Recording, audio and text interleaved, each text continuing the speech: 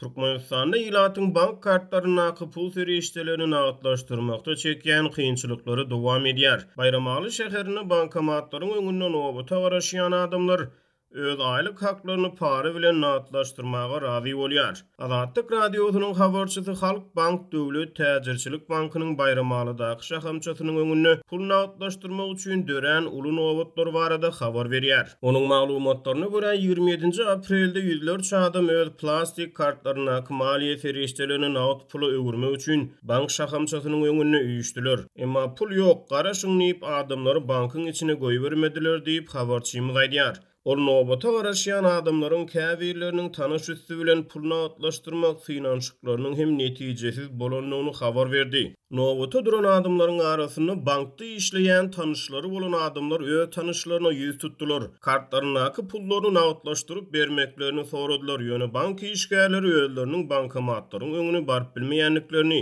sebäbi bankomatlaryň öňünde görünseler özlerine işden kowulmak hemde jinaýata çekilmek haýwatlarynyň atylýanyny aýtdylar diýip habarçy gurrun berdi. Ýöne bank işgärleri nobata garaşýan adamlara çykalgany salgy berdi. Size dogry ýoly görkedeýin. Gapynyň agzyna duran polisiýa işgärine 10 manat bilen kartyňyzy beriň.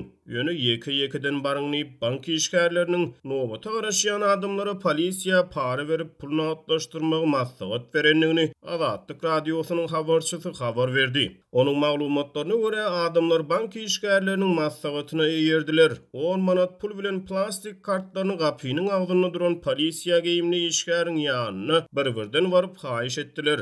We pullaryny nagatlaşdyrlar diýip habarçymyz aýtdy. Yerli ýaşaýjylaryň arasynda para bilen pul nagatlaşdyrmak işinde nägili bolýanlar bilen bir hatarda oňa razy bolýanlar hem bar. Indi öz halal zähmet hakymyzy para berip almaly boljak ekenini bir ýaşaýjy Azatlygyň habarçysyna gurrun berdi.